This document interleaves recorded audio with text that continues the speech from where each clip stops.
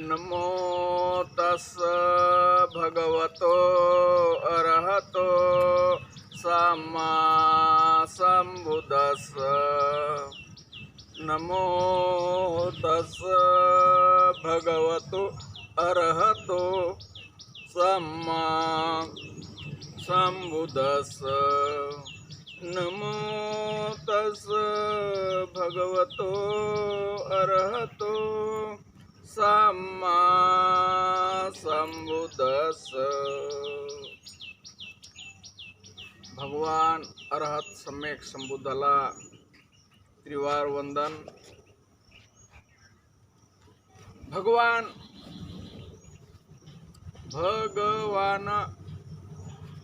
म्हणजे असे भगवान ज्याच्यामध्ये राग नाही, ज्याच्यामध्ये द्वेष नाही, ज्याच्यामध्ये क्रोध नाही, ज्याच्यामध्ये मोह नाही, ज्याच्यामध्ये भय नाही, ज्याच्यामध्ये वासना नाही, ज्याच्यामध्ये ईर्ष्या नाही, ज्याने सर्व वासनेचा भग्न केलेला आहे, सारा खतम केलेला आहे, कोणतीच वासना शेष राहिली नाही, असे ते भगवान महाकारुणिक तथागत भगवान गौतम बुद्ध, महान करुणेचे सागर, अफाट करुणा, ज्याच्यावर अनेक जीवजंतूवर करुणा, अनेक प्राण्यावर करुणा, अनेक मानवावर करुणा, अथांग करुणेने भरलेले, प्रेमाने भरलेले असे ते तथागत भगवान गौतम बुद्ध।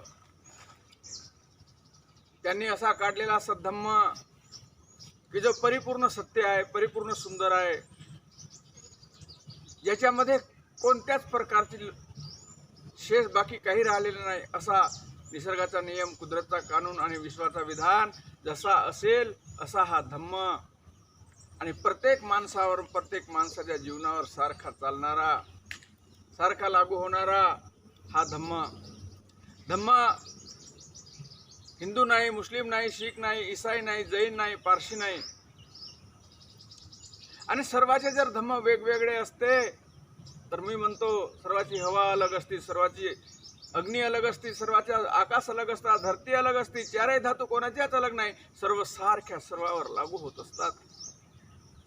जिथे भेद नाही, जिथे भाव नाही, जिथे काळा नाही, तिथे गोरा नाही, फक्त मनुष्य पाहिजे आणि काम करणारा पाहिजे, त्याच्यावर लागू होणारा असा हा पवित्र धम्म। आणि या धम्मामध्ये कोणती जात, कोणती पात, कोणता वर्ण, कोणता रंग, कोणता रूप हा बिलकुल नाही, फक्त माणूस आणि माणसासाठी असलेला धम्म। असे या धम्माला त्रिवार वंदन। त्याचप्रमाणे भगवंताने निर्माण केलेला पवित्र पावन असा तो भिक्षू संघ, महान पवित्र, महान पावन। आज 2565 वर्ष झालेत, तरी पण भिक्षू लोकांनी जशाने तसा पवित्र ठेवला। बुद्ध धम्म जर पवित्र असेल तर फक्त भिक्षूमुळं आजही राहणार, उद्याही राहणार आणि परवाही राहणार, मागे होता, मध्यमवर्ती आहे आणि पुढे पण येणार, आणि हा चालू ठेवणारा महान कारवा असा भिक्षूच्या खांद्यावर आहे, भिक्षूवर आहे। पण महाराष्ट्रामध्ये मी पाहतो जेमतेम बरेच असे प्रॉब्लेम येताना दिसतात। मी मराठी शिकलो, 40 वर्ष सगळ महाराष्ट्रामध्ये फिरता फिरता फिरता मराठी येऊ लागली, मराठी बोलतो, अंतर माणसामध्ये मिळालो। आता तेव्हा पाहतो भिक्षू तर खूप आहेत महाराष्ट्रामध्ये, पण असा एकही ट्रेनिंग सेंटर नाही की ज्या ट्रेनिंग सेंटरमध्ये भिक्षू तयार झाले, 5 वर्ष, 6 वर्ष, 7 वर्ष गुरुजवळ राहिले, असा मला कुठेच महाराष्ट्रामध्ये दिसला नाही। भिक्षू बनवतात महाराष्ट्रामध्ये, भिक्षू नाही, श्रामणेर बनवतात, आणि त्या श्रामणेरला 10 दिवस, 5 दिवस, 8 दिवस, 15 दिवस ठेवतात आणि सोडून देतात। ज्याला ट्रेनिंग नाही, ज्याला काहीच समजत नाही, काही येत नाही, आणि तो भटकता काहीतरी शिकतो आणि काहीतरी लोकांमध्ये प्रचार आणि प्रसार करतो। ही बाब खूप दुःखाची आहे। आता बरेच मी पाहतो इथे, कोणी गुरु श्रामणेर बनवला, त्याला 7 दिवस 8 दिवस ठेवला आणि त्याला सोडून, मग तो या विहारात त्या विहारात मोठा झाला फिरता फिरता, आणि मग स्वतः शहाणपणा, कारण गुरु नाही, उपदेश नाही, गुरुचं मार्गदर्शन नाही, आणि गुरु असे तर बस तयार करणे आणि सोडणे। असा हा संघ कुठपर्यंत चालणार? याला कुठेतरी दिशा मिळाली पाहिजे, याला कुठेतरी शासन लागला पाहिजे, संघाचा शासन लागला पाहिजे. आणि जेही श्रामणेर बनवतात त्यांच्यावर पण शासन लागलं पाहिजे का? त्याच माणसाने श्रामणेर बनवला पाहिजे. आज श्रीलंकेमध्ये, थायलंडमध्ये, बर्मामध्ये, आपण विदेशामध्ये पाहतो तेच लोक श्रामणेर बनतात की जो आपल्या गुरुच्या सानिध्यामध्ये, गुरुच्या सोबत कमसे कम 6-7 वर्ष राहून ते परिपूर्ण होईल, तेव्हा तो प्रचार आणि प्रसार करण्यासाठी निघेल. पण महाराष्ट्रामध्ये 10 दिवस झाला किंवा 10 दिवसामध्ये त्याचा जीवन संपला आणि तो प्रचार आणि प्रसार करतो मग. आणि त्याच्यामुळे या समाजात कलह आहे. आणि भिक्षू म्हणजे भिक्षू, भिक्षू सर्वांना सारखाच. असा शिलवान भिक्षू झाला, असा सदाचारी भिक्षू झाला की तो साऱ्या लोकांना शील सांगत फिरला. साऱ्या लोकांना, अरे बाबा या शिलाने तुमचा उद्धार होईल, शिलाने तुम्ही मुक्तीकडे जाणार, शिलाने तुम्हाला निर्वाण प्राप्त होईल, शिलाने तुमचा जीवन सफल होईल आणि तुम्ही अधोगतीमधून, दुर्गतीमधून सद्गतीच्या मार्गाकडे याल आणि सद्गतीमधून तुम्ही निर्वाणाकडे जाल. तोच भिक्षू झाल्याच्या नंतर तो श्रामणेर, एक दिवस श्रामणेर होता तो ब्राह्मण, आज भिक्षू झाला. आणि भिक्षू झाल्याच्या नंतर तो लोकसेवा करू लागला. आणि भिक्षू निस्वार्थ भावनेने सेवा करत असतो. इथे काही स्वार्थ नाही, 2 पैशाचा लालच नाही. भिक्षू स्वतः आपली उपजीविका स्वतःच्या भरोश्यावर करतो. बस काय लागते त्याला? 10 घर मागणे, जोपर्यंत पोटाची खडगी भरत नाही. 10 घर मागतो, 15 घर मागतो आणि घेऊन येतो. शांत चित्ताने भोजन करतो. आणि भोजन करताना सुद्धा मैत्री करतो. अरे ज्या लोकांनी मला भोजन दिला, त्यांचं भलं हो रे, त्यांचं कल्याण हो रे, त्यांची सद्गती हो, ते दुःखातून दूर होत. एवढं जेवण देणं भिक्षूला सोपं नाही. कारण बाकी लोकांसारखा भिक्षू जेवण करून जात नाही. तो मैत्रीयुक्त चित्ताने जेवण करत असतो, मैत्रीयुक्त चित्ताने राहत असतो, मैत्रीयुक्त चित्ताने चालत असतो, मैत्रीयुक्त चित्ताने वागत असतो. दुसऱ्यावर त्याची उपजीविका दुसऱ्यावर असतो. माझी उपजीविका दुसऱ्यावर आहे. तो स्वतःसाठी काहीच नाही त्याचं. तो जगतो फक्त स्वतःसाठी, मरतो तो स्वतःसाठी, पण निर्वाण प्राप्त करूनच मरतो. त्याचा एकच ध्येय असतो, निर्वाण. एकच ध्येय असतो की जगापर्यंत कसं मी पोहोचू. एकच ध्येय असतो लोकांपर्यंत शील कसं पोहोचेल. एकच ध्येय असतो की मी जीवनामध्ये कितीक माणसं घडवू शकतो. माणूस घडवण्याचं, मूर्ती घडवण्याची नाही. माणसं घडवतात भिक्षू, जिवंत माणसं घडवून टाकतात, त्यांना माणूस बनवतात. माणूस. आणि या माणूस बनवण्याचा मार्ग फक्त भिक्षू करतो.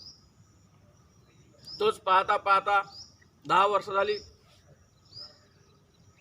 10 वर्षाच्या नंतर स्थविर होत असतो, थेरो होत असतो. स्थविर झाल्याच्या नंतर, स्थिरो झाल्याच्या नंतर एक वरिष्ठ दर्जा असतो त्याचा. तो अधिकारी बनतो भिक्षू बनवण्याचा, श्रामणेर बनवण्याचा. पण इथे सारे भिक्षू श्रामणेर बनवतात.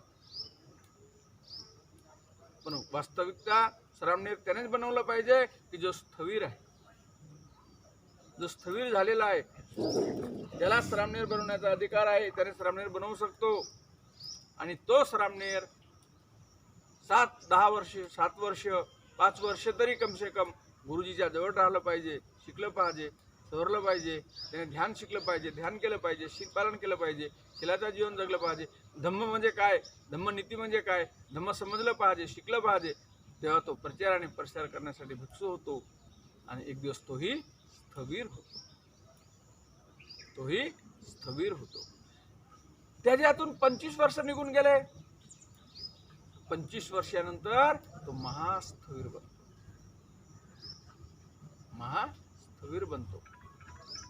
आणि असा महास्थविर स्वतःच्या जीवनामध्ये स्वतः जीवन परिपूर्ण बुद्ध जीवन जगतो, धम्म जीवन जगतो, संघ जीवन जगतो. आणि धम्मवान होतो, शीलवान होतो. आणि अनेक लोकांच्या जीवनामध्ये शील सांगत, धम्म सांगत, विनय सांगत फिरतो. पण आज महास्थवीर झालेला आहे, वय झालेली आहे, थकलेला आहे, पण त्याचा विचार नसतो. कोणी जरी आला तरी तो त्याला शिकवत सुटतो, सांगत सुटतो, या शिलघ्या असा महास्थवीर होणे याच्यासाठी खूप कठीण लागतो. 25 वर्ष लोटावे लागतात आणि 25 वर्षाच्या नंतर तो ऑटोमॅटिकच महास्थवीर होतो. आज इथे उपस्थित संपूर्ण बौद्ध उपासक, उपासिका, बालबालिका, अन्य धम्मप्रेमी बंधू आणि भगिनी, सारे विश्वाचे प्राणी, दृश्य हो अदृश्य हो, समीप के हो दूर के हो, सारे प्राणियों को शुद्ध धम्म मिले, शुद्ध जीवन मिले, सद्गति मिले, सद्धम्म मिले, सबका भला हो, सबका कल्याण हो, सबकी स्वस्थ मुक्ति हो. साधु साधु साधु. सुखी हो, कल्याण हो, मंगल हो, सुखी हो. मग अशामुळे आज प्रचार तर होतो, पण त्याच्यामध्ये उलट सिद्धही होऊ लागलेला आहे. याचा महत्वपूर्ण कारण कोण? तर हा समाजाची जबाबदारी आहे. आम्ही पाहतो बंगाली लोक, आसामी लोक ते जबाबदारी घेतात भिक्षूंची, पण इथे जबाबदारीच कोणी घेतला नाही तर त्यांचंही काही बिघडलं नाही. त्याग तर केला त्यांनी, पण त्यांना मार्गदर्शन बरोबर मिळालेलं नाही. मार्गदर्शन मिळाल्याशिवाय काहीच होत नाही. श्रामनेर झाला, 7 वर्ष गुरुजाजवळ असल्याच्या नंतरच त्याची उपसंपदा होत असते, आणि उपसंपदा झालेला भिक्षू हा उपसंपन्न भिक्षू होत असते. तो लोकांमध्ये प्रचार करण्याचा प्रयत्न करतो. पण श्रामनेरही महाराष्ट्रामध्ये 8 दिवसातच उपसंपदा करतात, 2 महिन्यामध्येच उपसंपदा करतात, 6 महिन्यातच उपसंपदा करतात, आणि भिक्षूचा डंका वाजवत फिरतात. याच्यामुळे खेद वाटतो. बाबासाहेबांनी सांगितलं होतं, ती लास्टची गोष्ट मला आठवते, संघटित व्हा, संघर्ष करा. कशाचा संघटन, कशाचा संघर्ष? जो तो म्हणतो महाराज तुम्ही संघटित व्हा, संघर्ष करा, शिका. अरे शिका म्हणजे काय? बाबासाहेबाला अभिप्रेत होतं शिकलेला माणूस, आणि तो काय शिकलेला माणूस अभिप्रेत होता? जो सुसंस्कृत असेल तोच शिकू शकेल, तोच सुशिक्षित होऊ शकतो. इथे सुसंस्कृतपणा नाहीच, म्हणजे धम्म नाहीच, त्रिसरण नाही, पंचशील नाही. सारे म्हणतात आम्ही बुद्ध आहो, पण त्याची आम्ही बुद्ध आहो. अरे शील कधी पालन केला का रे बाबा? शील समजतो का? शीलाचा पालन केला का? कधी घरामध्ये आचरण होते का शीलाचा? ते बिलकुल शून्य. बाबासाहेबाची जयंती आली की बस बुद्ध दिसतो, बाबासाहेब दिसतात, आणि ते दारू पिऊन. ज्या महापुरुषाने दारूचा थेंब सुद्धा आपल्या हातामध्ये घेतलं तर नाही, पण तो होटाला पण लावलं नाही, अशा महापुरुषाचा आदर्श, अशा महापुरुषाची जयंती, अशा महापुरुषाचा त्या जयंतीच्या दिवशी सन्मान, आणि ते दारू पिऊन. कितपट बरं वाटते तुम्हाला? कितपट योग आहे हा? दुःख होते हो, मला भयानक दुःख होते. पण भिक्षू लोकही त्यांच्यामध्ये सामील आहेत जयंतीमध्ये, तेही आवाज उठवत नाही. मी पाहतो महाराष्ट्रामध्ये एकही भिक्षू शील तर बोलतात, पण या विषयावर विषयच घेत नाही की तुम्ही दारू पिऊ नका, एवढंच. बरे, पण बाबासाहेब जयंती आहे, त्या जयंतीच्या दिवशी तरी कमसे कम दारू पिऊ नका, बुद्ध जयंतीला दारू पिऊ नका, दसऱ्याच्या दिवशी तरी दारू पिऊ नका. अरे जीवन शीलामध्ये आहे, शील असेल तर जीवन आहे, शील नसेल तर जीवन नाही. पण आता जो तो लीडर म्हणतो संघटित व्हा, संघटित व्हा. कशाची संघटना? दारू पिणाराची, जुगार खेळण्यावाल्यांची, चोरी करण्यावाल्यांची, मारामाऱ्या करण्यावाल्यांची, हत्या करण्यावाल्यांची. कशाची संघटना? आणि ती संघटना पाहिजे शील पालन करणाऱ्यांनी. एक माणूस जर शील पालन करत असेल तर तो 2 माणसाला शिकवेल, ते 2 माणसं 3 माणसाला शिकवतील, 3 माणसाला 4 माणसाला शिकवतील, 4 माणसं 50 माणसं घडवतील आणि 50 माणसं हजारो माणसं घडवतील. अशी संघटना पाहिजे. याला म्हणतात संघटनपणा. की आपल्याला घडवायचं आहे, समाज घडवायचा आहे, समाजाला बदलवायचं आहे, तर स्वतः पहिलं बदलावं लागेल. स्वतः कितपत आपण धर्म उतरवलेला आहे आणि तो धम्म कितपत आपण पेऊन घेतलेला आहे जीवनामध्ये, आणि लोकांपर्यंत कसं पोहोचवलं पाहिजे, कशा प्रकारे आपण लोकांची सेवा केली पाहिजे, कशा प्रकारे तो धम्म लोकांपर्यंत घरोघरापर्यंत पोहोचला पाहिजे. आणि मुख्य धम्म आहे शील धम्म. शिलाशिवाय पर्याय नाही. आणि शील हा मुख्य पाया आहे, जीवनाचा मुख्य पाया आहे. मुख्य पाया मजबूत असेल तर आता धम्म ऑटोमॅटिकच उतरणार. आणि नंतर आपल्याला समाधीचा पण अभ्यास करावा लागेल, समाधी पुष्ट करावं लागेल, समाधीचा अभ्यास करावा लागेल, समाधीचा जीवनामध्ये उतरावं लागेल. आणि समाधीशिवाय शुद्ध धम्म समजत नाही. शिलापासून समाधी आणि समाधीपासून नंतर प्रज्ञेचा विषय. पण शील हा शुद्ध आचरण पाहिजे. आणि भिक्षूचा जीवन हा शिलाचा जीवन असतो, सदाचाराचा जीवन असतो. भिक्षू स्वतः शिलाचा पालन करतो, स्वतः शील जीवनामध्ये उतरवतो आणि लोकांना शील सांगत फिरतो, अरे शील पालन करा, शील पालन करा, शील पालन करा. पण भिक्षूच्या तरी लोक ऐकतात काय? बस विहारामध्ये आले, थोडा वेळ नमत असता, मग जसं होईल तसं. विहाराच्या बाहेरही तसंच. प्रत्येक ठिकाणी भिक्षू जातात, त्रिशरण पंचशील देतात, पण हा विचार करत नाही की तुम्हाला शील पालन करावं लागेल तरच शील घ्या, नाहीतर घेऊ नका. तुम्ही जर शील पाळत असाल, शीलाचा पालन करत असाल, शीलवान होत असाल, सदाचारी होत असाल, तरच बाबासाहेबाचे तुम्ही अनुयायी, नाहीतर अनुयायी जय भीम बोलण्यापुरते नाही. कोणी जय भीम बोलतात, मग जय भीम म्हणजे झाला का अनुयायी बाबासाहेबाचा? आणि बाबासाहेबाचा अनुयायी बनणं एवढं सोपं? ही काय महाबोधिसत्वाचा अनुयायी बनणं? आणि अनुयायी बनणं म्हणजे काय? ते चालले त्या मार्गावर चालून तो जीवन बनवणं आपलं, आपल्या जीवनामध्ये उतरून. बाबासाहेबांनी कधी चोरी केली होती का? नाही. बाबासाहेबांनी दारू पिली होती का? नाही. बाबासाहेबांनी व्यभिचार केला होता का? नाही. बाबासाहेब खोटे बोलले होते का? नाही. बाबासाहेबांनी कधी हत्या केली होती का? नाही.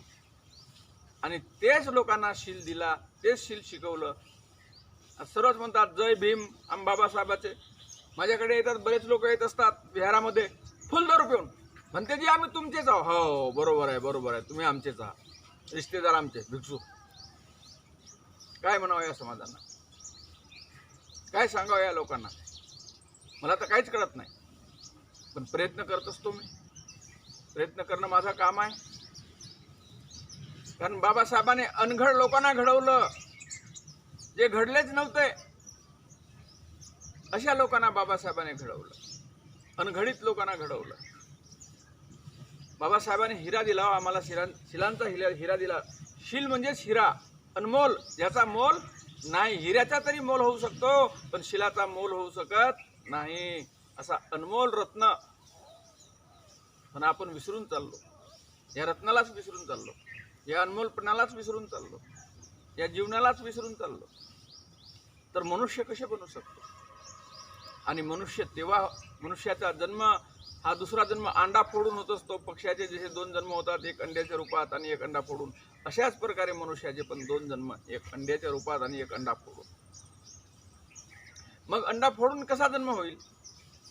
तर शिलाचा आधार घेऊन. जलमताच कोणी शील शिकू शकत नाही, जलमताच कोणी शिलाचं आचरण करू शकत नाही, जलमताच कोणी शील समजू शकत नाही, शील जीवनामध्ये उतरू शकत नाही. पण जेव्हा शील समजतो तेव्हा त्याचा नवीन एक जन्म होतो. मी काल एका घरी गेलो होतो, एका ठिकाणी गेलो होतो, तिथे मी खूप धार्मिकता हो, मोठा ऑफिसर, एवढी मूर्ती 2.5-3 फुटाची मूर्तीनं सजवलेली आणि बिलकुल चकचकीत. असं वाटलं, आम्ही 2-3 भिक्षू होतो, असं वाटलं बाकी भिक्षूंना आणि बाकी लोकांना किती श्रद्धा असेल. पण जेव्हा माझ्या अंतर्मनाने मला सांगितलं भंतेजीवर 33 कोटी बसवलेले आहेत. दोघे नवरा बायको ऑफिसर आहेत. वर जा जरा, वर त्याच्या वरच्या मजल्यावर जाऊन पाहिलो तर देवाऱ्यात 33 कोटी देव. नाशिकातली घटना. एक एज्युकेटेड माणूस, स्वतःला एज्युकेटेड समजतो, क्लास 1 अधिकारी समजतात. तेव्हा मला दुःख झालं. आणि जेव्हा मी त्यांना सांगितलं प्रवचनामध्ये, अरे 33 कोटी देव जाहले किंवा नाही आली कुणाला, कोटी कोटी अमर राहिली बाबाची ती परंपरा. जर जीवनामध्ये अमर ठेवायचं असेल बाबाची परंपरा, त्या 33 कोटीला तुम्हाला सर्वप्रथम घराच्या बाहेर काढावं लागेल. तेव्हाच तुम्ही शील शिकू शकता, तेव्हाच शील सांगू शकता, तेव्हाच शील बोलू शकता, तेव्हाच शीलवान होऊ शकता, तेव्हाच सदाचारी होऊ शकता, आणि तेव्हाच दुसरा जन्म होईल माणसाचा तुमचा. नाहीतर होणार नाही, बिलकुल होणार नाही. हे नाटक झाली तुमची, चर्चा झाली तुमची. हे नाटक करू लागल्या तुम्ही, अभिनय करू लागल्या लोकांमध्ये येऊन.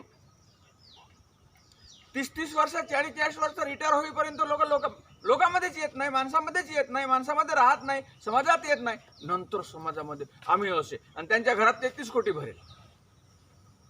नाशिक जिल्ह्यामध्ये तर सर्वात जास्त हा प्रवाह आहे, सर्वात जास्त. मी 91-92 मध्ये प्रत्येकाच्या घरचे देव काढले होते, अनेक लोकांच्या घरी जाऊन. पण जेव्हा तब्बल 25 वर्षाच्या नंतर पाहतो तर पुन्हा जशानं तसे. म्हणून आपल्याला कोणाच्या घरून काढायचे नाही, ह्या मनातून काढायचे आहेत. देव तुमच्यात आहे, देवपणा साऱ्यामध्ये देव भरलेला आहे. असा एकही माणूस नाही की ज्याच्यामध्ये देव नसेल. प्रत्येकामध्ये देव आहे. आणि देव म्हणजे काय? भेव. पण आपल्याला देवाचा काही उपयोग नाही. आपल्याला भगवान सुद्धा बनायचं आहे, मुक्त सुद्धा व्हायचं आहे. आणि प्रत्येक माणसाचा जीवन हा मुक्त होऊ शकतो. प्रत्येक माणूस जीवनामध्ये मुक्त होऊ शकतो. प्रत्येकाच्या जीवनामध्ये बोधीचं बीज पडलेलं आहे. एक बोधी वृक्षाचं बीज, एक फळ, छोटासा फळ. त्या फळामध्ये अनेक प्रकारे झाड लावलेले आहेत, अनेक प्रकारची झाडं लावलेली आहेत एका फळामध्ये, त्या बोधी वृक्षाच्या. आणि तो एक बीज जर तुमच्यामध्ये पडला असेल तर तुमची बोधी जागृत होईल. तुम्हाला सरदावान व्हावं लागेल. आंधळी सरदा नको. आंधळी सरदा ही अंधकारामध्ये नेत असतो, अंधारामध्ये नेत असतो. सरदा ही डोळस असली पाहिजे, प्रत्यक्ष जाणकार असली पाहिजे. आंधळी सरदा काय कामाची? भारतामध्ये अनेक प्रकारचे गुरु अनेक प्रकार शिकवतात, परंतु अनेक प्रकारचे भिक्षू अनेक लोक शिकवतात. पण भिक्षू मात्र फक्त शील शिकवतात, समाधी शिकवतात, प्रज्ञा शिकवतात. पण ऐकतो कोण? भिक्षू कर्तबगार आहेत. भिक्षू विसरले नाही आपल्या कर्तव्याला. एक एक माणूस घडवण्याचा प्रयत्न करतात. कारण मनुष्यात जीवन दुर्मिळ आहे, आणि हा दुर्मिळ जीवन मिळाला तर ह्या दुर्मिळ जीवनाचा उपयोग घेतला पाहिजे. कुत्र्यासारखा जीवन जगण्यात काही अर्थ नाही. सर्व प्राणी जीवन जगतात, असा आहे मनुष्य जीवन जगतो. आणि म्हणून भगवंत म्हणतात मनुष्य प्राणी, मनुष्य प्राणी, मनुष्य नाही. आणि मनुष्य तेव्हा बनत असतो माणूस की जो शीलाचा आचरण करत असेल, शीलवान असेल, सदाचारी असेल, सदाचाराचा जीवन जगत असेल, ज्याचा काम क्रोध, लोभ, द्वेष, मोह, भय, ईर्ष्या, वासना याच्यापासून दूर निघत असेल, दूर निघण्याचा प्रयत्न करत असेल, तो आता माणूस बनणार आणि मुक्तीच्या मार्गावर उभा होणार. तोच माणूस शीलाचरण करणार, साधनेचा जीवन जगणार, शीलाचा जीवन जगणार, आणि तो शीलवान होणार. त्याच्यामध्ये एक मनुष्याचा जन्म होणार. असा मनुष्य, असा व्यक्ती, आणि अशा व्यक्तीची आम्हाला खोज असतो. आम्ही अशा व्यक्तीसाठी लगातार प्रयत्न करत असतो. माणूस बना. प्रत्येकामध्ये मनुष्याचा बीज पडलाय, बोधीचा बीज पडलाय, सत्याचा बीज पडलाय, निर्वाणाचा बीज पडलाय. भारताची धरती उपजाऊ आहे, आणि या धरतीमध्ये सर्व उपजतो. महान असे तथागत उपजतात. एवढा मोठा मुक्तीचा संदेश, मुक्तीचा मार्ग, मुक्तीचा रस्ता आपल्याला मुक्त करण्यासाठी लगातार जे अभ्यास करत असतात जीवनाचा, हर समय शीलाचा जीवन जगत असतात, असा सद्धम्म भगवंताचा पावन आणि पवित्र जेव्हा लोकांमध्ये सांगतो, जातो लोकांना सांगतो, अरे शीलवान व्हा, शीलवान व्हा. पण हे शील जर इतर कोणी जीवनामध्ये उतरवत असेल, कोणी चोरी करत नसेल, व्यभिचार करत नसेल, खोटं बोलत नसेल, हिंसा करत नसेल, नशापता करत नसेल, मग तो कोणत्याही समाजाचा माणूस असे ना, त्यात बुद्ध उतरला, त्यात बुद्ध आहे, तो बुद्धाचा माणूस आहे. आणि माणसात जाती नसतात, जाती ह्या जनावरांमध्ये असतात. पण इथे माणसात जाती आहेत. जातीमध्ये विभाजन झालं आहे. आणि जर विभाजन झाला जातीमध्ये, तर याची जात जर विभाजन झालं, त्याचा रंग विभाजवला पाहिजे होता, रूप विभाजवलं पाहिजे होता, असं तर दिसत नाही. कावड्याचा आणि चिमणीचा मिलन होत नाही म्हणून ते जात वेगळी आहे. कुत्र्याचं आणि मांजरीचं मिलन होत नाही म्हणून ते जात वेगळी आहे. घोड्याचं आणि कुत्र्याचं होत नाही, बैलाचं आणि म्हशीचं होत नाही, उंटाचं आणि हत्याचं होत नाही. वाघ एकाच जातीचे सर्व आहेत, पण त्याच्यात मिलन होत नाही म्हणून त्या जाती आहेत. पण मनुष्यात असा होतो का? मनुष्यामध्ये असा होत नाही. आणि म्हणून तो मनुष्य आहे, फक्त आणि फक्त मनुष्य आहे. पण मनुष्याच्या जाती इथे बनवून ठेवलेल्या आहेत. मी पाहतो, थायलंडमध्ये पाहतो, बर्मामध्ये पाहतो, श्रीलंकामध्ये पाहतो, जपानमध्ये पाहतो, चायनामध्ये पाहतो, कुठेच जाती नाही माणसाच्या. 58 देशात माणसात जाती नाही. मुसलमान म्हणजे मुसलमान, हिंदू म्हणजे ख्रिश्चन म्हणजे ख्रिश्चन, बुद्ध म्हणजे बुद्ध. जात नाही, धर्म आहेत. माणसाला जात असू शकते का? जनावराला जात असू शकते. मग हे माणसं नाही, हे जनावर आहेत. आणि ह्या जनावराचा देश आणि या जनावराच्या देशामध्ये आम्ही राहतो. आणि या जनावराला शिकवण्यासाठी, अरे जनावरपणा सोडा, माणूस बना, माणूस बना. तुमच्यामध्ये तेव्हा चैतन्यपणा येईल. जागृत व्हा, माणसासारखे बना, माणसासारखे जगा, माणसासारखे राहा. आणि माणूस हा स्वतः सन्मानित असतो आणि दुसऱ्याचाही सन्मान करतो. स्वतःही शीलवान असतो आणि दुसऱ्यालाही शील शिकवतो, सदाचार शिकवतो. तो माणूस. पशुला, कुत्र्याला काय शील समजणार आहे, सदाचार समजणार आहे, जीवन समजणार आहे? काहीच समजणार नाही. मग तो लोकांना घडवणार काय, सांगणार काय? पण आज इथे भारतामध्ये असाच चालू आहे, असाच चालू आहे. हा माझं, तो माझं, मी हिंदू, मी मुसलमान, मी शीख, मी ईसाई, मी बुद्ध, मी ख्रिश्चन, मी पारसी. पण मी माणूस म्हणत नाही हो कोणी. मला दिसलं नाही मी माणूस म्हणून म्हणणार. 45 वर्ष गेली माझी या कपड्यामध्ये. 45 वर्षापासून मी फिरत आहो, पण मला अजूनही कोणी भेटला नाही. भंतेजी मला मुक्त व्हायचं आहे असा माणूस भेटला नाही. भंतेजी मला शीलवान व्हायचं आहे, भंतेजी मला शील शिकवा, मला माणूस बनायचा आहे असा माणूसच मला भेटला नाही. आणि मी अशाच माणसाच्या खोजामध्ये, शोधामध्ये आहे. मला मराठी एवढी चांगली बोलता येत नाही, काही शब्द इकडे तिकडे जातात, पण प्रयत्न करत असतो. आणि माणूस हा शोधावा लागत नाही. आणि माणूस अंदर आहे. या शरीराच्या अंदर एक माणूस पडलेला आहे. फक्त त्या माणसाला जागवा लागतो. पण आपण झोपेचा सोंग घेतो आणि झोपेच्या सोंगामध्ये माणसाला जागवण्याचा प्रयत्न करत नाही, त्या माणसाला जागृत करत नाही, त्या माणसाला उठवून बसवत नाही. आणि झोपेचा सोंग करणाऱ्या माणसाला आपण जागवू शकत नाही. किती जागृत करण्याचा प्रयत्न करा, झोपेचा सोंग करणारा माणूस कधीच जागृत होऊ शकत नाही. आणि म्हणून स्वतः जागृत व्हावं लागेल. सोंग करू नका, सोंगामध्ये पडू नका. तुम्हाला हा सत्यापर्यंत सोंग पोहोचवू देणार नाही. आणि सत्यापर्यंत तेव्हा आपण पोहोचू, सत्य तेव्हा आपल्या हाती लागणार की आपण शिलाचा अभ्यास करू, शीलवान बनू. आणि शीलवान माणूस स्वतः उजेडामध्ये असतो आणि अनेक लोकांना रोशनीचा प्रकाश दाखवतो. अरे चला, हा रोशनी आहे, हे रोशनी आहे, हा रोशनीचा प्रकाश आहे, हा सूर्य आहे. एक गोष्ट आठवते मला राजगिरीची. तर राजगिरीमध्ये एक अशी घटना, एक ब्राह्मण रोज सकाळपासून संध्याकाळपर्यंत तो काम करतो.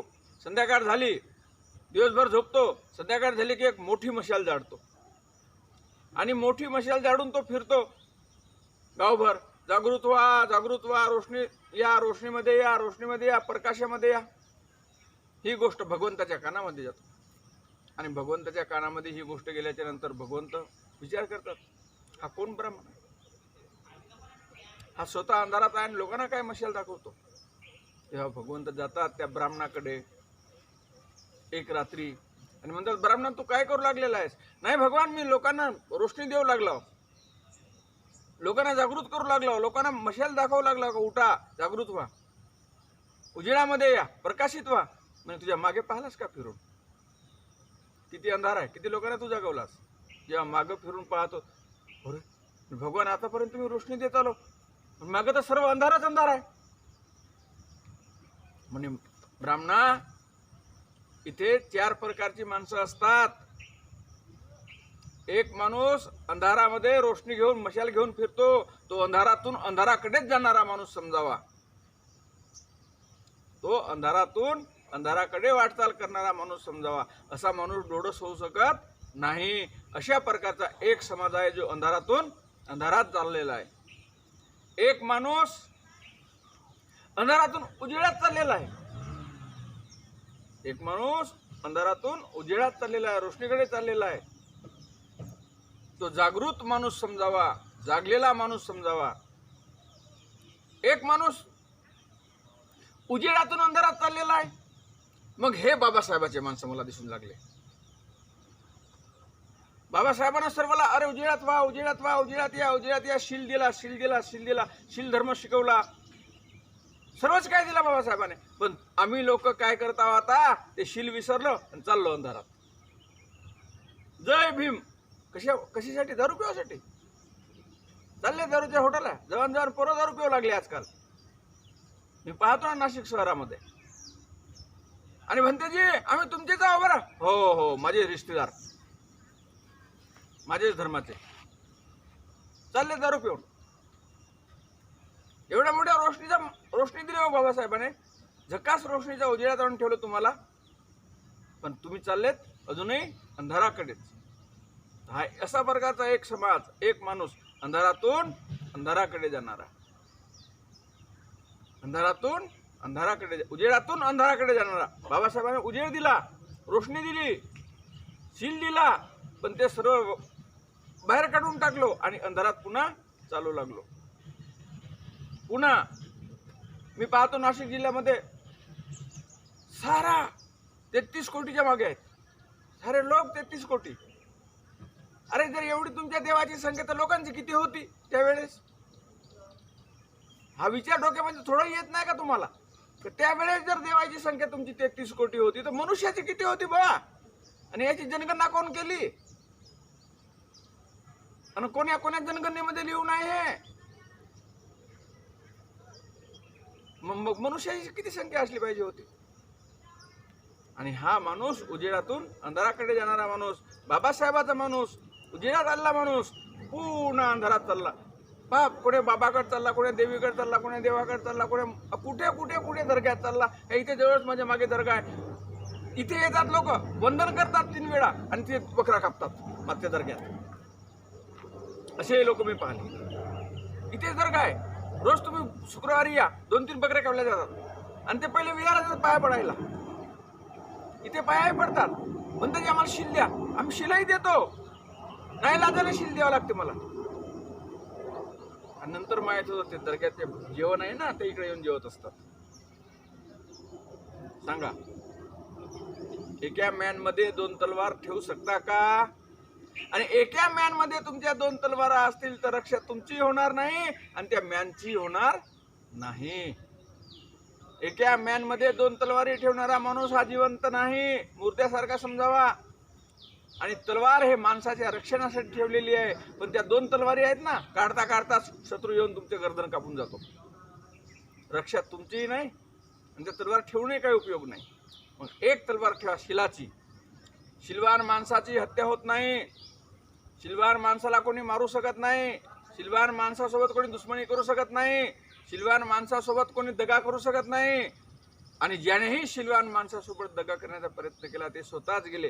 अनेक उदाहरण आहेत बाबासाहेबांच्या जीवनाचे, अनेक उदाहरण आहेत. कशामुळे? शिलामुळे.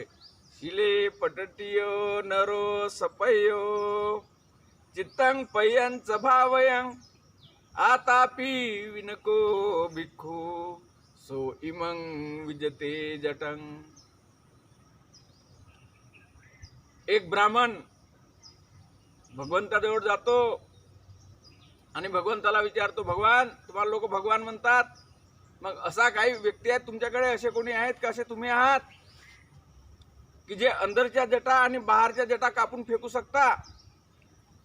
सर्व जखडलेलं आहे शरीर.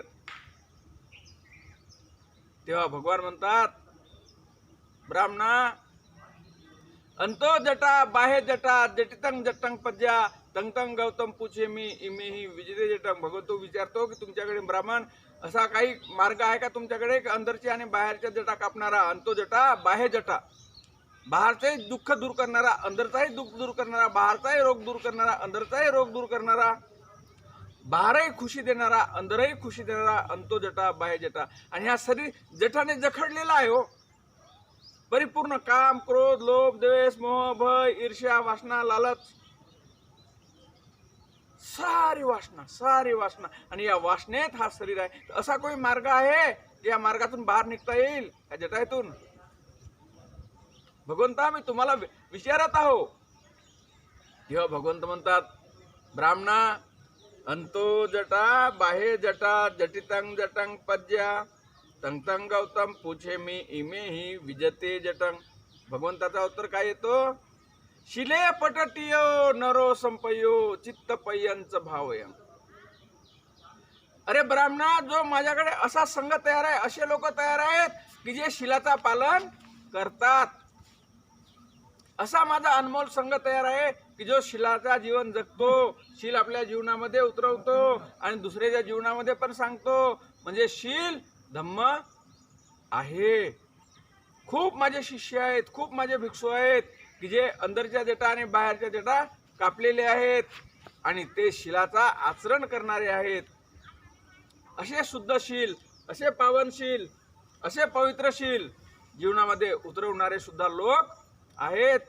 असे लोक सुद्धा भारतामध्ये आहेत, भारत धर्तीवर आहेत. आणि असे पवित्र लोक माझ्या संघात आहेत की जो शिलाचा पालन करतात आणि शील जीवनामध्ये उतरवतात. शिले पटटियो नरो संपयो चित्त पयंच भावयं. आणि शिलवान माणसाचा चित्त अरे एवढा आनंदात असतो, एवढा प्रेमात असतो, एवढा त्याच्या जीवनामध्ये राग येत नाही, द्वेष येत नाही, क्रोध येत नाही. अरे याचाही भला हो. शिलवान माणूसच भला करू शकणार, कारण त्या जीवनात शील असतो. तो विचार करतो, अरे मी शिलाचा जीवन जगत आहे, मी माझ्या जीवनामध्ये शील उतरवलेला आहे. अरे या माणसाचा भला हो, या कुत्र्याचा भला हो. साऱ्या लोकांचा प्रसन्न चित्त, प्रेमळ चित्त, सर्वांशी प्रेम करणारा माणूस, असा शीलवान माणूस. असे एवढ्या आनंदात चित्त पय्यंच भावयं, सर्वासाठी अनुलोप, सर्वासाठी मैत्रीयुक्त चित्त.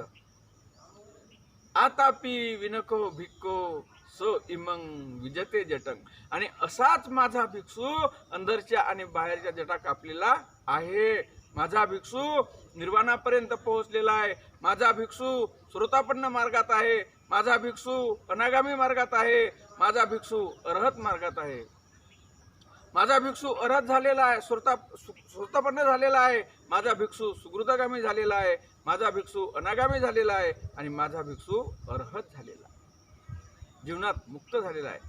आणि तेव्हा त्या ब्राह्मणाला समजतो की खरंच काय आहे हा जीवन मनुष्याचा, आणि आपल्याला मनुष्य बनायचं आहे, मनुष्याचं जीवन जगायचं आहे, मनुष्यासारखा वाढायचा आहे, मनुष्यासारखा वागायचा आहे. आणि तो ब्राह्मण भगवंताला शरण येतो आणि म्हणतो, भगवंता, सर्वप्रथम भगवंताला भेटतो तेव्हा भो गौतमा म्हणतो, भो भगवान. पण आता त्या जबानीमध्ये भो भगवान राहिलेला नाही. आता म्हणतो, भगवान, मला तुमचा शिष्य बनवा. मी निष्ठतेने तुमचा शिष्य बनून मी तुमचा काम करीन. मी तुमचा शिलाचा मी स्वतः शील माझ्या जीवनामध्ये उतरवून मी लोकांपर्यंत शील कसा पोहोचवीन याचा मी प्रयत्न करीन. आणि तेव्हा त्याला भगवंत भिक्षू बनवतात, कसोटीत उतरवतात. तोच ब्राह्मण एक दिवशी साऱ्या लोकांना गरजून सांगतो, अरे मी माणूस झालो, मी माणसासारखा जन्मलो होतो, पण मी माणूस नव्हतो, मी मुर्दाच होतो. नाही, इथे मुर्दे बोलतात, इथे मुर्दे चालतात, मला मुर्देच चालताना दिसतात, इथे बहरे ऐकतात, इथे आंधळे पाहतात आणि इथे मुके बोलतात. सारे अंधळे, बहिरे, मुके, लंगडे, अपंग, अधू झालेले लोक. मुर्द्याला तरी जाग येतो एक वेळची, तो तरी भूत बनतो म्हणतात लोक. बनतो किंवा बनत नाही हे माहित नाही, पण मेल्यावर तरी तो भूत बनतो म्हणतात. पण हे जिवंत भूत, हे कोणालाही पकडतात आणि कोणाचाही उलटा सीधा करतात, कोणाचाही मुर्दा पाडतात आणि कोणालाही उचलून बसवतात. कशामुळे? अविद्येमुळे. फक्त आणि फक्त यांच्यामध्ये अविद्या पडलेली आहे. आणि ही अविद्या कुठे पडलेली आहे? त्या ब्राह्मणात पडलेली होती अविद्या. आणि तो लोकांना सांगत फिरायचं, मी शहाणा आहो, मला हे समजतं, मला ते समजतं, मी वेद पारंगत आहे, मी धम्मवान आहे, मी. अरे पण शीलवान नव्हता ना. आणि जेव्हा त्या ब्राह्मणाला शील समजतात आणि शीलाचा जीवन समजतो आणि जेव्हा समाधीचा अभ्यास करतो, निर्वाणापर्यंत पोहोचतो, प्रज्ञापर्यंत पोहोचतो, यदा पय्याय पश्यति, प्रत्यक्ष जीवनामध्ये पाहतो, तर तो निबंधती दुःखे, साऱ्या दुःखाचा नाश करतो आणि सुख प्राप्ती करतो, सुखाची प्राप्ती करतो. यस धम्मो सनातनो. धम्म कसा आहे? सनातन आहे. भागवतगीतेमध्ये हे शब्द उचलला इथून, मी भागवतगीतेमध्ये पाहतो, यस धम्मो सनातनो. अरे पण धम्म कोणाचा सनातन? आम्ही सांगतो यस धम्मो सनातनो. हा सनातन आहे, हा धम्म सनातन आहे. धर्म सनातन होऊ शकत नाही. धर्मात भेद होतो. कुत्र्याचा धर्म वेगळा, पक्ष्यांचा धर्म वेगळा, सर्पांचा धर्म वेगळा, कोंबड्यांचा धर्म वेगळा, कावड्यांचा धर्म वेगळा, सर्वांचा धर्म. पण धम्म हा सनातन आहे. धम्मामध्ये एकच सूर्य आहे, तो सर्वावर सारखा लागू होतो. धम्मामध्ये एकच हवा आहे, जे सर्वावर सारखी लागू होतो. धम्मामध्ये एकच जल आहे, जो सर्वावर सारखा लागू होतो. धम्मामध्ये एकच धरती आहे, जी सर्वाला सारखी लागू होतो. मग एवढे जरी यांचे धम्म असतील तर मी असं पाहिलो नाही, मला एवढे सूर्य कधी दिसले नाही, एवढे आकाशही दिसले नाही, एवढ्या धरत्याही दिसले नाही, हवाही अलग दिसली नाही, पाणीही अलग दिसलं नाही. मग कसा हे धर्म आणि धम्म हा भेद आहे.